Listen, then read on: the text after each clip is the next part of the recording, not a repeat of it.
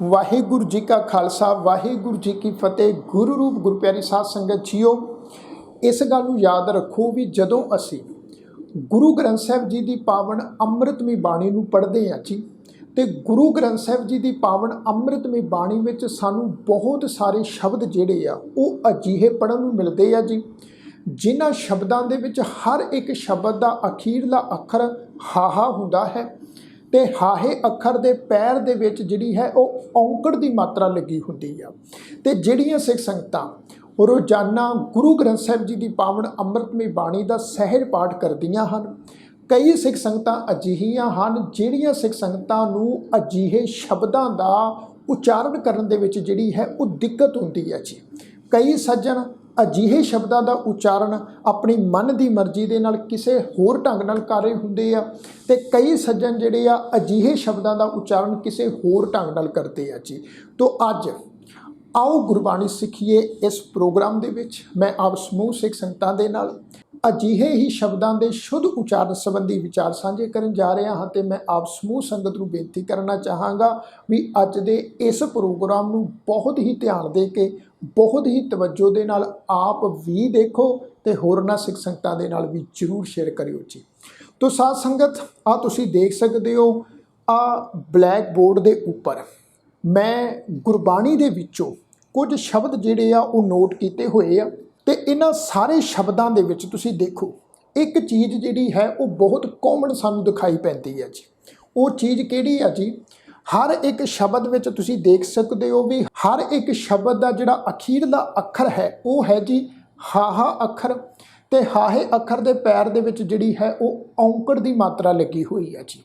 जिवें सब तो पहला शब्द है जी जज्जे नूं कन्ना गग्गा, ते हाहे दे पैर विच तुसीं देखो औंकड़ दी मात्रा लगी हुई है। उस तो अगला शब्द है जी ऐड़े नूं कन्ना वावा हाहे पैर औंकड़ दी मात्रा, फिर खखे दे उपर होड़े दी मात्रा जज्जा हाहे दे पैर औंकड़ दी मात्रा। उस तो अगला शब्द है जी गग्गे नूं कन्ना वावा हाहे पैर औंकड़ दी मात्रा, फिर है जी मम्मे नूं सिहारी लल्ला हाहे पैर औंकड़ दी मात्रा, फिर शब्द है जी खखे नूं कन्ना वावा हाहे पैर औंकड़ दी मात्रा, फिर अजी दद्दे दे उत्ते एक ला वावा अखर, फिर हाहे दे पैर विच औंकड़ दी मात्रा, फिर अजी पप्पे नूं कन्ना वावा हाहे पैर औंकड़ दी मात्रा, ते अखीरला शब्द आ जी बब्बे दे उत्ते दुलावां दा पाठ, ठट्ठे नूं कन्ना वावा अखर ते अखीरला अखर आ जी हाहा, ते हाहे दे पैर विच जिहड़ी आ वो औंकड़ दी मात्रा लगी हुई आ। हुण ये जितने भी शब्द साध संगत तुसीं देख रहे हो ये गुरु ग्रंथ साहिब जी की पावन अमृतमई बाणी दे विचों जिहड़े आ वो मैं नोट कीते होए आ। अजीहे बहुत सारे शब्द जिहड़े आ वो सानूं गुरु ग्रंथ साहिब जी की पावन बाणी दे विचों वार वार जिहड़े आ वो पढ़न नूं मिलदे आ जी। साध संगत इन्हां शब्दां दे विच हर एक शब्द दा अखीरला अखर हाहा है ते हाहे दे पैर विच औंकड़ दी मात्रा लगी हुई आ। हुण सवाल इत्थे ये पैदा हुंदा है भी इन्हां शब्दां दा जिहड़ा उचारण है वो सानूं किस ढंग तरीके नाल जिहड़ा है वो करना चाहिदा है। तो आओ साध संगत जी हुण इन्हां शब्दां दा जिहड़ा शुद्ध उचारण आ वो असीं करना सिੱਖਦੇ आ। साध संगत सब तो पहला यह गल याद रखो ये जितने भी शब्द जिहड़े आ तुसीं ब्लैक बोर्ड के उपर लिखे हुए देख रहे हो, मैं आप जी नूं दसना चाहांगा भी ये सारे दे सारे शब्द जिहड़े आ जी वो हन जी गुरबाणी व्याकरण अनुसार किरियावाची शब्द। किहड़े शब्द आ जी? किरियावाची शब्द। ये सारे शब्द किरियावाची आ जी। तो हुण इत्थे इस गल नूं याद रखो गुरबाणी व्याकरण अनुसार गुरु साहिब की पावन बाणी दे विच जिहड़े शब्द किरियावाची शब्द हुंदे आ ते किरियावाची शब्दां दा अखीरला अखर जिहड़ा है वो हुंदा हाहा, ते हाहे दे पैर विच औंकड़ दी मात्रा। इन्हां शब्दां दा जिहड़ा उचारण है वो साध संगत असीं इस ढंग दे नाल उचारण करना हुंदा है। जिवें सब तो पहला जिहड़ा शब्द आ वो जी जज्जे नूं कन्ना गग्गा हाहे पैर औंकड़। हुण इस शब्द का उचारण असीं करांगे जी जज्जे नूं कन्ना, फिर गग्गा अखर, फिर ये जिहड़ा हाहे दे पैर विच जिहड़ी आ औंकड़ दी मात्रा लगी हुई है जी।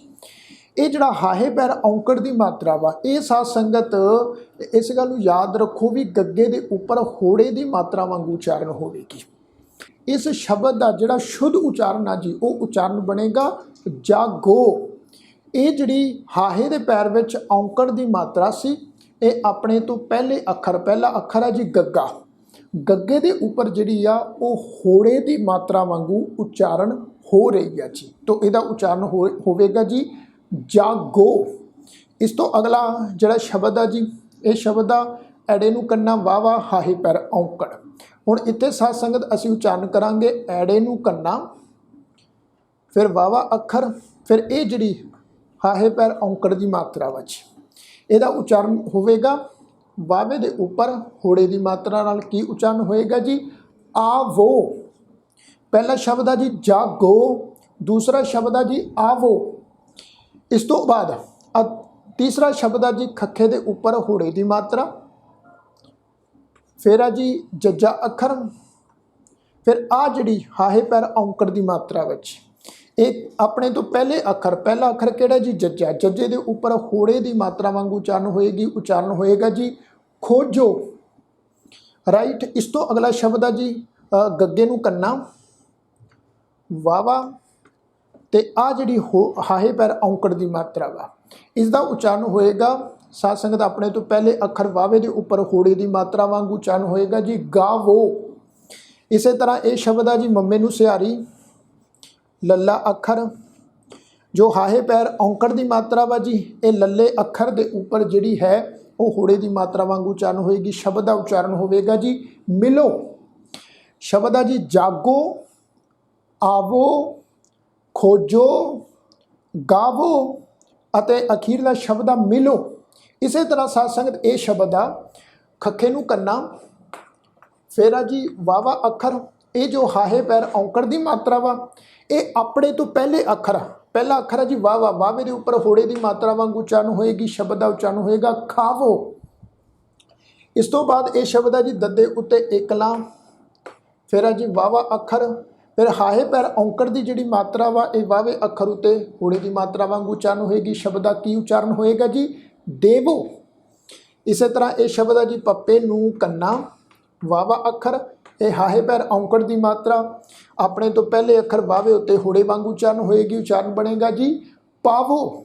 ਇਸੇ ਤਰ੍ਹਾਂ ਇਹ ਸ਼ਬਦ ਆ ਜੀ ਬੱਬੇ ਉੱਤੇ ਦੁਲਾਵਾਂ ਦਾ ਪਾਠ, ਠੱਠੇ ਨੂੰ ਕੰਨਾ, ਫਿਰ ਆ ਜੀ ਵਾਵਾ ਅੱਖਰ, ਫਿਰ ਹਾਹੇ ਪੈਰ ਔਂਕੜ ਦੀ ਜਿਹੜੀ ਮਾਤਰਾ ਵਾ ਇਹ ਵਾਵੇ ਅੱਖਰ ਉੱਪਰ ਹੋੜੇ ਦੀ ਮਾਤਰਾ ਵਾਂਗੂ ਉਚਾਰਨ ਹੋਏਗੀ। ਸ਼ਬਦ ਦਾ ਉਚਾਰਨ ਹੋਏਗਾ ਬੈਠਾਵੋ।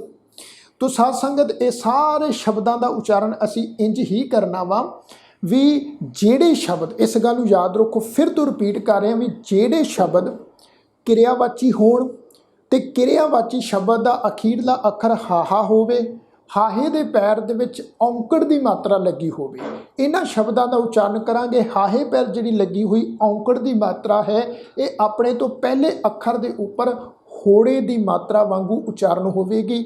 ਜਿਵੇਂ ਇਹ ਸ਼ਬਦ ਆ ਜੀ ਜਾਗੋ, ਆਵੋ, ਖੋਜੋ, ਗਾਵੋ, ਮਿਲੋ। ਇਸੇ ਤਰ੍ਹਾਂ ਵਾ ਜੀ ਖਾਵੋ, ਦੇਵੋ, ਪਾਵੋ, ਬੈਠਾਵੋ। ਇਸੇ ਤਰ੍ਹਾਂ ਗੁਰੂ ਸਾਹਿਬ ਦੀ ਪਾਵਨ ਬਾਣੀ ਦੇ ਵਿੱਚ ਬਹੁਤ ਸਾਰੇ ਸ਼ਬਦ ਜਿਹੜੇ ਆ ਸਾਨੂੰ ਸਾਧ ਸੰਗਤ ਅਜਿਹੇ ਹੀ ਸਰੂਪ ਦੇ ਵਿੱਚ ਜਿਹੜੇ ਆ ਉਹ ਪੜ੍ਹਨ ਨੂੰ ਮਿਲਦੇ ਆ ਜੀ। ਤੇ ਇਹਨਾਂ ਸਾਰੇ ਸ਼ਬਦਾਂ ਦਾ ਉਚਾਰਨ ਜਿਹੜਾ ਹੈ ਉਹ ਅਸੀਂ ਇਸੇ ਹੀ ਢੰਗ ਦੇ ਨਾਲ ਕਰਨਾ ਹੈ। ਪਰ ਇਸ ਗੱਲ ਨੂੰ ਮੈਂ ਵਾਰ-ਵਾਰ ਰਿਪੀਟ ਬੇਨਤੀ ਕਰ ਰਿਹਾ ਵੀ ਇਸ ਗੱਲ ਨੂੰ ਜ਼ਰੂਰ ਆਪਣੇ ਦਿਮਾਗ ਵਿੱਚ ਰੱਖਣਾ ਵੀ ਜਿਹੜੇ ਸ਼ਬਦ ਕਿਰਿਆਵਾਚੀ ਹੋਣ, ਗੁਰਬਾਣੀ ਵਿਆਕਰਨ ਦਾ ਇਹ ਅਸੂਲ ਆ ਵੀ ਇਹ ਜਿਹੜਾ ਰੂਲ ਹੈ ਉਹਨਾਂ ਸ਼ਬਦਾਂ ਉੱਤੇ ਹੀ ਲਾਗੂ ਹੋਏਗਾ ਜਿਹੜੇ ਸ਼ਬਦ ਕਿਰਿਆਵਾਚੀ ਹੋਣਗੇ। ਇਹ ਸਾਰੇ ਦੇ ਸਾਰੇ ਜਿਹੜੇ ਸ਼ਬਦ ਆ ਇਹ ਕਿਰਿਆਵਾਚੀ ਆ। ਇੱਥੇ ਜਾਗੋ ਜਾਗਣ ਦੀ ਗੱਲ ਆ, ਆਵੋ ਆਉਣ ਦੀ ਗੱਲ ਆ, ਖੋਜੋ ਖੋਜਣ ਦੀ ਗੱਲ ਆ, ਗਾਵੋ ਗਾਉਣ ਦੀ ਗੱਲ ਆ, ਮਿਲੋ ਮਿਲਣ ਦੀ ਗੱਲ ਆ, ਖਾਵੋ ਖਾਣ ਦੀ ਗੱਲ ਆ, ਇਹ ਕਿਰਿਆ ਹੀ ਆ ਜੀ। ਦੇਵੋ ਦੇਣ ਦੀ ਗੱਲ ਆ, ਪਾਵੋ ਪਾਉਣ ਦੀ ਗੱਲ ਆ, ਬਿਠਾਵੋ ਬੈਠਣ ਦੀ ਗੱਲ ਆ। ਇਹ ਸਾਰੀਆਂ ਦੀਆਂ ਇਹ ਸਾਰੇ ਦੇ ਸਾਰੇ ਸ਼ਬਦ ਕੀ ਆ ਜੀ ਕਿਰਿਆਵਾਚੀ ਆ। ਇਹ ਸਾਰੇ ਸ਼ਬਦ ਕਿਰਿਆ ਵਾ, ਕਿਰਿਆ। ਇੱਥੇ ਇੱਕ ਗੱਲ ਹੋਰ ਯਾਦ ਰੱਖੋ, ਜਿਹੜੇ ਸ਼ਬਦ ਕਿਰਿਆਵਾਚੀ ਹੁੰਦੇ ਆ ਜੀ, ਜਿਹੜੇ ਸ਼ਬਦ ਕਿਰਿਆਵਾਚੀ ਹੁੰਦੇ ਆ ਉਹ ਸ਼ਬਦ ਜਿਹੜੇ ਆ ਸਾਧ ਸੰਗਤ ਸੈਕਿੰਡ ਪਰਸਨ ਨੂੰ ਜਿਹੜੇ ਆ ਉਹ ਸੰਬੋਧਨ ਹੁੰਦੇ ਆ। ਮੈਂ ਇੱਕ ਵਾਰ ਫਿਰ ਬੇਨਤੀ ਕਰਾਂ, ਜਿਹੜੇ ਸ਼ਬਦ ਅਜਿਹੇ ਹਾਹੇ ਪੈਰ ਔਂਕੜ ਵਾਲੇ ਕਿਰਿਆਵਾਚੀ ਹੁੰਦੇ ਆ ਇਹ ਸ਼ਬਦ ਜਿਹੜੇ ਆ ਸੈਕਿੰਡ ਪਰਸਨ ਨੂੰ, ਦੂਜੇ ਪਰਸਨ ਨੂੰ ਜਿਹੜੇ ਆ ਉਹ ਸੰਬੋਧਨਵਾਚੀ ਹੁੰਦੇ ਆ।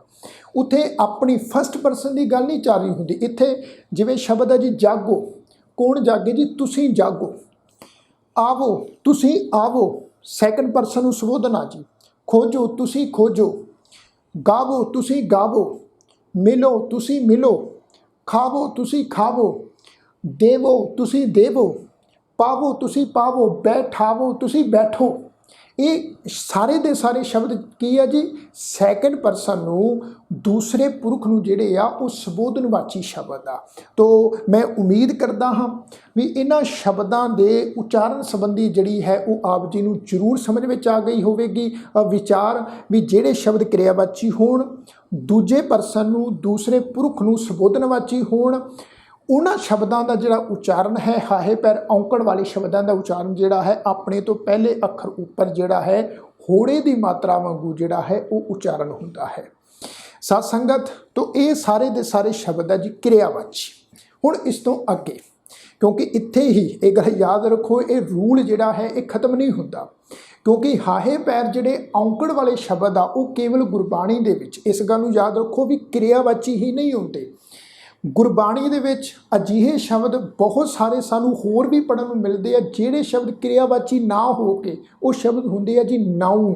ਨਾਉਨ ਤੋਂ ਭਾਵ ਆ ਪੰਜਾਬੀ ਵਿੱਚ ਅਸੀਂ ਕਹਿੰਦੇ ਨਾਉ, ਤੇ ਨਾਉ ਅਸੀਂ ਗੁਰਬਾਣੀ ਵਿਆਕਰਨ ਅਨੁਸਾਰ ਉਹਨਾਂ ਸ਼ਬਦਾਂ ਨੂੰ ਕਹਿੰਦੇ ਆ ਜੀ ਜਿਹੜੇ ਸ਼ਬਦ ਸਾਨੂੰ ਕਿਸੇ ਵਿਸ਼ੇਸ਼ ਵਿਅਕਤੀ, ਵਿਸ਼ੇਸ਼ ਜਗ੍ਹਾ ਜਾਂ ਵਿਸ਼ੇਸ਼ ਚੀਜ਼ ਬਾਰੇ ਜਿਹੜੇ ਹਨ ਉਹ ਗਿਆਨ ਕਰਾਉਂਦੇ ਆ ਜੀ, ਉਹਨਾਂ ਸ਼ਬਦਾਂ ਨੂੰ ਅਸੀਂ ਨਾਉਨ ਕਹਿੰਦੇ ਆ, ਨਾਉ ਕਹਿੰਦੇ ਆ ਜੀ। ਤੋ ਇਹ ਸਾਧ ਸੰਗਤ ਜਿਹੜਾ ਹੈ ਇਹ ਦੂਜਾ ਪਾਰਟ ਆ। ਹੁਣ ਜੇਕਰ ਅਸੀਂ ਪਹਿਲਾ ਪਾਰਟ ਜਿਹੜਾ ਵਾ ਇਹਨਾਂ ਸ਼ਬਦਾਂ ਦੇ ਉਚਾਰਨ ਸੰਬੰਧੀ ਸਮਝਿਆ ਵਾ, ਹੁਣ ਅਸੀਂ ਜਿਹੜਾ ਇਸ ਤੋਂ ਅਗਲਾ ਜਿਹੜਾ ਪਾਰਟ ਹੈ, ਅਗਲਾ ਜਿਹੜਾ ਪੱਖ ਹੈ ਉਹਨੂੰ ਵੀ ਅਸੀਂ ਜਿਹੜਾ ਵਾ ਉਹ ਡਿਸਕਸ ਕਰਾਂਗੇ। ਤੋ ਆਓ ਉਹਨਾਂ ਸ਼ਬਦਾਂ ਦੇ ਉਚਾਰਨ ਸੰਬੰਧੀ ਵੀ ਆਪਾਂ ਗੱਲ ਕਰਦੇ ਹਾਂ ਜੀ। ਇਹਨੂੰ ਸੁਣੋ ਜੀ ਧਿਆਨ ਨਾਲ। ਆ ਤੁਸੀਂ ਦੇਖ ਸਕਦੇ ਹੋ ਬਲੈਕ ਬੋਰਡ ਦੇ ਉੱਪਰ ਕੁਝ ਸ਼ਬਦ ਜਿਹੜੇ ਆ ਉਹ ਮੈਂ ਨੋਟ ਕੀਤੇ ਹੋਏ ਆ। ਹੁਣ ਇਹਨਾਂ ਸਾਰੇ ਸ਼ਬਦਾਂ ਦੇ ਵਿੱਚ ਵੀ ਇੱਕੋ ਚੀਜ਼ ਜਿਹੜੀ ਆ ਉਹ ਕਾਮਨ ਆ ਜੀ। ਉਹ ਚੀਜ਼ ਕਾਮਨ ਕੀ ਆ ਵੀ ਹਰ ਇੱਕ ਸ਼ਬਦ ਦਾ ਅਖੀਰਲਾ ਅੱਖਰ ਹਾਹਾ ਹੈ, ਤੇ ਹਾਹੇ ਅੱਖਰ ਦੇ ਪੈਰ ਦੇ ਵਿੱਚ ਔਂਕੜ ਦੀ ਜਿਹੜੀ ਮਾਤਰਾ ਹੈ ਉਹ ਲੱਗੀ ਹੋਈ ਹੈ ਜੀ। ਜਿਵੇਂ ਕਿਰਿਆਵਾਚੀ ਸ਼ਬਦਾਂ ਦੇ ਵਿੱਚ ਹਰ ਇੱਕ ਸ਼ਬਦ ਦੇ ਅਖੀਰਲੇ ਅੱਖਰ ਹਾਹੇ ਦੇ ਪੈਰ ਵਿੱਚ ਔਂਕੜ ਦੀ ਮਾਤਰਾ ਲੱਗੀ ਹੋਈ ਸੀ, ਇਸੇ ਤਰ੍ਹਾਂ ਇਹਨਾਂ ਸ਼ਬਦਾਂ ਦੇ ਵਿੱਚ ਵੀ ਹਾਹੇ ਅੱਖਰ ਦੇ ਪੈਰ ਵਿੱਚ ਔਂਕੜ ਦੀ ਜਿਹੜੀ ਮਾਤਰਾ ਹੈ ਉਹ ਲੱਗੀ ਹੋਈ ਆ।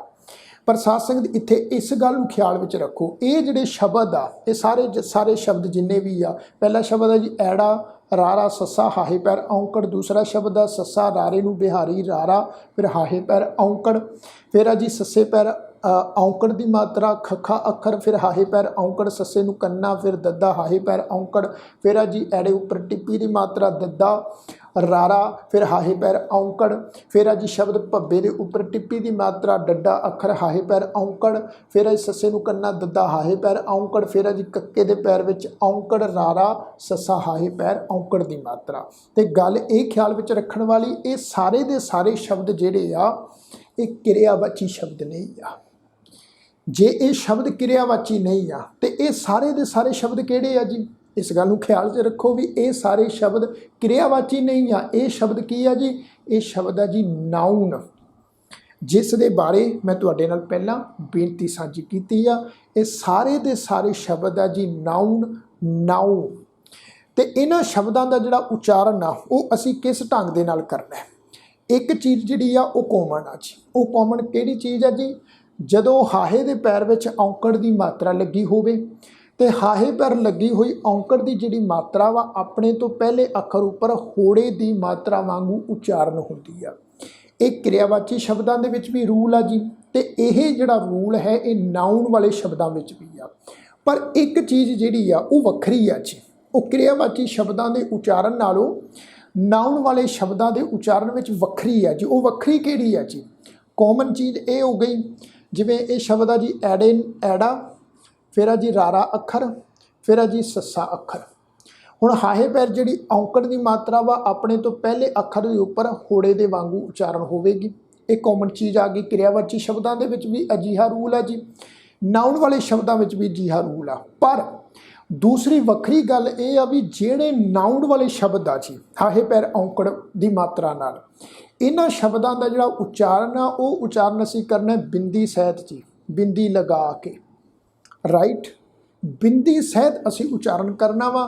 ਹੁਣ ਇਸ ਸ਼ਬਦ ਦਾ ਉਚਾਰਨ ਹੋਵੇਗਾ ਜੀ ਅਰਸ਼ੋਂ, ਕਿਉਂਕਿ ਇਹ ਜਿਹੜਾ ਸੱਸੇ ਪੈਰ ਬਿੰਦੀ ਲਗਾ ਕੇ ਪਾਠ ਉਚਾਰਨ ਕਰਨਾ ਅਰਸ਼ੋਂ। ਆਪਾਂ ਗੁਰਬਾਣੀ ਦਾ ਸ਼ਬਦ ਪੜ੍ਹਦੇ ਹਾਂ ਜੀ, ਹੋਵੇ ਸਿਫਤ ਖਸਮ ਦੀ ਨੂਰ ਅਰਸ਼ੋਂ। ਅਰਸ਼ੋਂ ਜਿਹੜਾ ਸ਼ਬਦ ਆ ਉਹ ਆ ਜੀ ਇਹ ਸ਼ਬਦ ਅਰਸ਼ੋਂ। ਅਰਸ਼ੋਂ ਤੋਂ ਭਾਵ ਆ ਜੀ ਆਕਾਸ਼। ਅਰਸ਼ੋਂ ਇਹਦਾ ਜਿਹੜਾ ਅਰਥ ਬਣੇਗਾ ਉਹ ਅਰਥ ਬਣੇਗਾ ਤੋਂ, ਤਤੇ ਉਤੇ ਹੋੜਾ ਨਾਲ ਬਿੰਦੀ ਸਹਿਤ ਤੋਂ। ਅਰਸ਼ੋਂ, ਅਰਸ਼ੋਂ ਤੋਂ ਭਾਵ ਆਕਾਸ਼ ਤੋਂ। ਇਸੇ ਤਰ੍ਹਾਂ ਇਹ ਸ਼ਬਦ ਆ ਸੱਸਾ ਰਾਰਾ, ਰਾਰੇ ਨੂੰ ਬਿਹਾਰੀ, ਫਿਰ ਰਾਰਾ ਅੱਖਰ, ਫਿਰ ਹਾਹੇ ਪੈਰ ਜਿਹੜੀ ਔਂਕੜ ਦੀ ਮਾਤਰਾ ਵਾ ਜੀ ਇਹ ਆਪਣੇ ਤੋਂ ਪਹਿਲੇ ਅੱਖਰ ਉੱਤੇ ਹੋੜੇ ਦੀ ਮਾਤਰਾ ਬਣ ਜਾਏਗੀ, ਫਿਰ ਇਹਦੇ ਨਾਲ ਬਿੰਦੀ ਲੱਗ ਜਾਏਗੀ। ਤਾਂ ਇਹਦਾ ਉਚਾਰਨ ਬਣੇਗਾ ਸ਼ਰੀਰੋਂ। ਸ਼ਰੀਰੋਂ, ਸ਼ਰੀਰ ਤੋਂ, ਇਹਦਾ ਅਰਥ ਬਣੇਗਾ ਤੋਂ, ਰਾਈਟ। ਇਸ ਤੋਂ ਅਗਲਾ ਸ਼ਬਦ ਆ ਜੀ ਸੱਸੇ ਪੈਰ ਔਂਕੜ, ਫਿਰ ਖੱਖਾ ਅੱਖਰ, ਫਿਰ ਇਹ ਜਿਹੜੀ ਹਾਹੇ ਪੈਰ ਔਂਕੜ ਦੀ ਮਾਤਰਾ ਵਾ ਜੀ ਧਿਆਨ ਦਿਓ ਇਹ ਆਪਣੇ ਤੋਂ ਪਹਿਲੇ ਅੱਖਰ ਖੱਖੇ ਦੇ ਉੱਪਰ ਹੋੜੇ ਦੀ ਮਾਤਰਾ ਬਣ ਜਾਏਗੀ, ਨਾਲ ਬਿੰਦੀ ਲੱਗ ਜਾਏਗੀ ਤੇ ਇਹਦਾ ਉਚਾਰਨ ਹੋਏਗਾ ਜੀ ਸੁੱਖੋਂ। ਸੁੱਖੋਂ, ਸੁੱਖ ਤੋਂ, ਤੋਂ ਇਹਦਾ ਵੀ ਅਰਥ ਬਣੇਗਾ ਤੋਂ, ਠੀਕ ਹੈ ਜੀ। ਇਸ ਤੋਂ ਅਗਲਾ ਸ਼ਬਦ ਹੈ ਜੀ ਸੱਸੇ ਨੂੰ ਕੰਨਾ, ਫਿਰ ਦੱਦਾ ਅੱਖਰ, ਫਿਰ ਹਾਹੇ ਪੈਰ ਜਿਹੜੀ ਇਹ ਔਂਕੜ ਦੀ ਮਾਤਰਾ ਵਾ ਇਹ ਦੱਦੇ ਉੱਪਰ ਜਿਹੜੀ ਹੈ ਇਹ ਹੋੜੇ ਦੀ ਮਾਤਰਾ ਬਣ ਜਾਏਗੀ, ਨਾਲ ਬਿੰਦੀ ਲੱਗ ਜਾਏਗੀ ਜੀ। ਇਹਦਾ ਪਾਠ ਬਣੇਗਾ ਜੀ ਸਾਧੋਂ, ਸਵਾਦ ਤੋਂ, ਸਾਧੋਂ। ਇਸ ਤੋਂ ਬਾਅਦ ਸ਼ਬਦ ਆ ਜੀ ਐੜੇ ਉੱਤੇ ਟਿੱਪੀ ਦੀ ਮਾਤਰਾ, ਦੱਦਾ ਰਾਰਾ, ਹਾਹੇ ਪੈਰ ਜਿਹੜੀ ਔਂਕੜ ਦੀ ਮਾਤਰਾ ਵਾ ਜੀ ਇਹ ਰਾਰੇ ਉੱਪਰ ਹੋੜੇ ਦੀ ਮਾਤਰਾ ਲੱਗੇਗੀ ਜੀ ਤੇ ਨਾਲ ਬਿੰਦੀ ਲੱਗ ਜਾਏਗੀ। ਸ਼ਬਦ ਦਾ ਉਚਾਰਨ ਬਣੇਗਾ ਅੰਦਰੋਂ। ਇਹ ਜਿਹੜਾ ਅੰਦਰੋਂ ਸ਼ਬਦ ਆ ਇੱਥੇ ਖਿਆਲ ਰੱਖੋ ਇਹ ਅੰਦਰੋਂ ਸ਼ਬਦ ਜਿਹੜਾ ਇਹ ਸੰਬੰਧਕੀ ਨਹੀਂ ਆ ਜੀ। ਇਹ ਅੰਦਰੋਂ ਸ਼ਬਦ ਤੋਂ ਭਾਵ ਅੰਦਰ, ਅੰਦਰ ਦੀ ਗੱਲ ਆ ਜੀ, ਹਿਰਦੇ ਦੀ ਗੱਲ ਆ, ਅੰਦਰ ਦਿਲ ਦੀ ਗੱਲ ਆ ਜੀ। ਅੰਦਰੋਂ, ਹਿਰਦੇ ਤੋਂ, ਦਿਲ ਤੋਂ ਜਾਂ ਮਨ ਤੋਂ ਇਹ ਸ਼ਬਦ ਬਣੇਗਾ ਤੋਂ, ਅੰਦਰੋਂ, ਰਾਈਟ। ਇਸ ਤੋਂ ਬਾਅਦ ਇਹ ਸ਼ਬਦ ਆ ਜੀ ਭੱਬੇ ਦੇ ਉੱਪਰ ਟਿੱਪੀ ਦੀ ਮਾਤਰਾ, ਫਿਰ ਡੱਡਾ ਅੱਖਰ, ਹਾਹੇ ਪੈਰ ਜਿਹੜੀ ਔਂਕੜ ਦੀ ਮਾਤਰਾ ਵਾ ਇਹ ਡੱਡੇ ਅੱਖਰ ਉੱਪਰ ਜਿਹੜੀ ਆ ਹੋੜੇ ਦੀ ਮਾਤਰਾ ਬਣ ਜਾਏਗੀ, ਨਾਲ ਬਿੰਦੀ ਲੱਗ ਜਾਏਗੀ ਜੀ। ਭੰਡੋਂ, ਭੰਡੋਂ ਹੀ ਭੰਡ ਉਪਜੈ, ਭੰਡੈ ਬਾਜ ਨਾ ਕੋਈ। ਆਪਾਂ ਆਸਾ ਕੀ ਵਾਰ ਦੀ ਬਾਣੀ ਦੇ ਵਿੱਚ ਸ਼ਬਦ ਪੜ੍ਹਦੇ ਹਾਂ ਜੀ ਭੰਡੋਂ। ਇਹ ਸ਼ਬਦ ਭੰਡੋਂ, ਭੰਡੋਂ ਤੋਂ ਭਾਵ ਇਸਤਰੀ ਤੋਂ, ਇਸਤਰੀ ਤੋਂ, ਤੋਂ ਜਿਹੜਾ ਅਰਥ ਹੈ ਜੀ ਉਹ ਤੋਂ ਬਣੇਗਾ ਜੀ। ਇਸ ਤੋਂ ਬਾਅਦ ਸਾਧੋਂ, ਇਹ ਫਿਰ ਦੁਬਾਰਾ ਸ਼ਬਦ ਆ ਗਿਆ ਵਾ ਜੀ ਸੱਸੇ ਨੂੰ ਕੰਨਾ, ਦੱਦਾ ਉੱਪਰ ਹੋੜੇ ਦੀ ਮਾਤਰਾ ਨਾਲ ਬਿੰਦੀ, ਸਾਧੋਂ, ਸਵਾਦ ਤੋਂ। ਫਿਰ ਆ ਜੀ ਇਹ ਸ਼ਬਦ ਕੱਕੇ ਦੇ ਪੈਰ ਵਿੱਚ ਔਂਕੜ, ਰਾਰਾ ਅੱਖਰ, ਸੱਸਾ ਤੇ ਇਹ ਜਿਹੜੀ ਹਾਹੇ ਪੈਰ ਔਂਕੜ ਦੀ ਮਾਤਰਾ ਵਾ ਜੀ ਇਹ ਸੱਸੇ ਉੱਪਰ ਹੋੜੇ ਦੀ ਮਾਤਰਾ ਬਣ ਜਾਏਗੀ, ਨਾਲ ਬਿੰਦੀ ਸਹਿਤ ਸ਼ਬਦ ਉਚਾਰਨ ਕਰਾਂਗੇ ਕੁਰਸੋਂ। ਨੂਰ ਅਰਸ਼ੋਂ, ਅਰਸ਼ੋਂ ਸੱਸੇ ਪੈਰ ਬਿੰਦੀ ਲਗਾ ਕੇ ਪਾਠ ਉਚਾਰਨ ਕਰਨਾ ਅਰਸ਼ੋਂ, ਆਕਾਸ਼ ਤੋਂ। ਅਰਸ਼ੋਂ, ਕੁਰਸੋਂ, ਇਹ ਜਿਹੜਾ ਸ਼ਬਦ ਆ ਕੁਰਸੋਂ, ਚੰਦ ਦੀ ਗੋਲ ਟਿੱਕੀ, ਇਹਦਾ ਅਰਥ ਬਣਦਾ ਹੈ ਚੰਦ ਦੀ ਗੋਲ ਟਿੱਕੀ। ਅਰਸ਼ੋਂ, ਕੁਰਸੋਂ, ਕੁਰਸੋਂ ਇੱਥੇ ਸੱਸੇ ਪੈਰ ਬਿੰਦੀ ਦਾ ਪਾਠ ਉਚਾਰਨ ਨਹੀਂ ਕਰਨਾ। ਅਰਸ਼ੋਂ ਸੱਸੇ ਪੈਰ ਬਿੰਦੀ ਲੱਗੇਗੀ, ਕੁਰਸੋਂ ਇੱਥੇ ਸੱਸੇ ਪੈਰ ਬਿੰਦੀ ਨਹੀਂ ਲੱਗੇਗੀ, ਇਹਦਾ ਪਾਠ ਬਿੰਦੀ ਸਹਿਤ ਕਰਾਂਗੇ ਕੁਰਸੋਂ, ਠੀਕ ਹੈ ਜੀ। ਨੂਰ ਅਰਸ਼ੋਂ ਕੁਰਸੋਂ ਝੱਟੀ ਹੈ। ਤੋ ਸਾਧ ਸੰਗਤ ਇਹ ਸ਼ਬਦ ਜਿਹੜਾ ਵਾ ਬਿੰਦੀ ਸਹਿਤ ਉਚਾਰਨ ਹੋਏਗਾ। ਹੁਣ ਇਹ ਸਾਰੇ ਦੇ ਸਾਰੇ ਸ਼ਬਦ, ਇਹ ਸਾਰੇ ਦੇ ਸਾਰੇ ਸ਼ਬਦ ਇੱਕ ਵਾਰ ਫਿਰ ਤੋਂ ਸੁਣੋ, ਮੈਂ ਰਿਪੀਟ ਬੇਨਤੀ ਕਰ ਰਿਹਾ ਜੀ। ਇਹ ਸਾਰੇ ਦੇ ਸਾਰੇ ਸ਼ਬਦ ਆ ਜੀ ਨਾਊਨ, ਨਾਉ ਸ਼ਬਦ ਆ ਜੀ, ਇਹ ਕਿਰਿਆਵਾਚੀ ਸ਼ਬਦ ਨਹੀਂ ਆ। ਨਾਉਨ ਵਾਲੇ ਸ਼ਬਦਾਂ ਦਾ ਜਿਹੜਾ ਉਚਾਰਨ ਹੈ, ਹਾਹੇ ਪੈਰ ਔਂਕੜ ਵਾਲੇ ਸ਼ਬਦਾਂ ਦਾ ਉਚਾਰਨ ਉਹ ਅਸੀਂ ਇਸ ਢੰਗ ਨਾਲ ਕਰਨਾ ਵਾ ਜੀ। ਹਾਹੇ ਪੈਰ ਜਿਹੜੀ ਲੱਗੀ ਹੋਈ ਔਂਕੜ ਦੀ ਮਾਤਰਾ ਵਾ ਆਪਣੇ ਤੋਂ ਪਹਿਲੇ ਅੱਖਰ ਦੇ ਉੱਪਰ ਜਿਹੜੀ ਆ ਹੋੜੇ ਦੀ ਮਾਤਰਾ ਵਾਂਗ ਉਚਾਰਨ ਹੋਏਗੀ, ਨਾਲ ਬਿੰਦੀ ਲਗਾ ਕੇ ਉਚਾਰਨ ਕਰਾਂਗੇ। ਅਰਸ਼ੋਂ, ਸ਼ਰੀਰੋਂ, ਸੁਖੋਂ, ਸਾਧੋਂ, ਅੰਦਰੋਂ, ਭੰਡੋਂ, ਕੁਰਸੋਂ ਬਿੰਦੀ ਸਹਿਤ ਪਾਠ ਉਚਾਰਨ ਕਰਾਂਗੇ ਤੇ ਇਹਨਾਂ ਸਾਰਿਆਂ ਦਾ ਜਿਹੜਾ ਅਰਥ ਆ ਉਹ ਅਰਥ ਇੱਕੋ ਹੀ ਬਣੇਗਾ ਜੀ ਤੋਂ। ਅਰਸ਼ੋਂ ਆਕਾਸ਼ ਤੋਂ, ਸ਼ਰੀਰੋਂ ਸਰੀਰ ਤੋਂ, ਸੁਖੋਂ ਸੁੱਖਾ ਸੁੱਖ ਤੋਂ, ਸਾਧੋਂ ਸਵਾਦ ਤੋਂ, ਅੰਦਰੋਂ ਅੰਦਰੋਂ ਹਿਰਦੇ ਤੋਂ, ਭੰਡੋਂ ਭੰਡੋਂ ਇਸਤਰੀ ਤੋਂ, ਕੁਰਸੋਂ ਗੋਲ ਚੰਦ ਦੀ ਟਿੱਕੀ ਤੋਂ। ਤੇ ਮੈਂ ਉਮੀਦ ਕਰਦਾ ਵਾਂ ਜੀ ਆਪ ਸਮੂਹ ਸਿੱਖ ਸੰਗਤਾਂ ਨੂੰ ਜਿਹੜਾ ਹੈ ਹਾਹੇ ਪੈਰ ਔਂਕੜ ਵਾਲੇ ਸ਼ਬਦਾਂ ਦਾ ਇਹ ਜਿਹੜਾ ਦੂਜਾ ਪੱਖ ਹੈ ਇਹ ਵੀ ਜ਼ਰੂਰ ਸਮਝ ਵਿੱਚ ਆ ਗਿਆ ਹੋਵੇਗਾ। ਪਰ ਇੱਥੇ ਹੀ ਜਿਹੜਾ ਹੈ ਇਹ ਸਮਾਪਤੀ ਨਹੀਂ ਆ। ਮੈਂ ਬੇਨਤੀ ਕਰਨਾ ਚਾਹਾਂਗਾ ਵੀ ਇਹਦੇ ਹੋਰ ਵੀ ਇੱਕ ਦੋ ਹੋਰ ਵੀ ਪੱਖ ਆ ਜੀ, ਉਹਨਾਂ ਪੱਖਾਂ ਨੂੰ ਵੀ ਜਿਹੜਾ ਵਾ ਸਮਝਣਾ ਸਾਡੇ ਵਾਸਤੇ ਬਹੁਤ ਜ਼ਰੂਰੀ ਆ। ਫਿਰ ਕਿਤੇ ਜਾ ਕੇ ਹਾਹੇ ਪੈਰ ਜਿਹੜੇ ਔਂਕੜ ਵਾਲੇ ਸ਼ਬਦਾਂ ਦਾ ਜਿਹੜਾ ਸਹੀ ਉਚਾਰਨ ਹੈ ਉਹ ਸਾਨੂੰ ਜਿਹੜਾ ਵਾ ਚੰਗੀ ਤਰ੍ਹਾਂ ਸਮਝ ਵਿੱਚ ਆਏਗਾ। ਤੇ ਉਹ ਜਿਹੜਾ ਤੀਸਰਾ ਪੱਖ ਹੈ ਇਹਨਾਂ ਸ਼ਬਦਾਂ ਦੇ ਉਚਾਰਨ ਸੰਬੰਧੀ, ਉਹ ਪੱਖ ਜਿਹੜਾ ਹੈ ਮੈਂ ਆਉਣ ਵਾਲੇ ਅਗਲੇ ਜਿਹੜੇ ਨੈਕਸਟ ਪ੍ਰੋਗਰਾਮ ਦੇ ਵਿੱਚ ਜਿਹੜਾ ਹੈ ਆਪ ਸਮੂਹ ਸਿੱਖ ਸੰਗਤਾਂ ਦੇ ਨਾਲ ਜਿਹੜਾ ਹੈ ਉਹ ਸਾਂਝਾ ਕਰਾਂਗਾ ਜੀ। ਤੇ ਆਪ ਸਮੂਹ ਸੰਗਤ ਨੂੰ ਬੇਨਤੀ ਕਰਨਾ ਚਾਹਾਂਗਾ ਵੀ ਜੇ ਅੱਜ ਦਾ ਇਹ ਪ੍ਰੋਗਰਾਮ ਆਪ ਜੀ ਨੂੰ ਪਸੰਦ ਆਇਆ ਹੋਵੇ ਤੇ ਲਾਈਕ ਜ਼ਰੂਰ ਕਰਿਓ, ਕਮੈਂਟ ਕਰਕੇ ਆਪਣੇ ਵਿਚਾਰ ਜ਼ਰੂਰ ਦਿਓ ਤੇ ਵੱਧ ਤੋਂ ਵੱਧ ਸਿੱਖ ਸੰਗਤਾਂ ਦੇ ਨਾਲ ਜ਼ਰੂਰ ਸ਼ੇਅਰ ਕਰਿਓ ਜੀ। ਸਾਰੀਆਂ ਸਿੱਖ ਸੰਗਤਾਂ ਦਾ ਤਹਿ ਦਿਲੋਂ ਧੰਨਵਾਦ। ਆਖੋ ਜੀ ਵਾਹਿਗੁਰੂ ਜੀ ਕਾ ਖਾਲਸਾ, ਵਾਹਿਗੁਰੂ ਜੀ ਕੀ ਫਤਿਹ।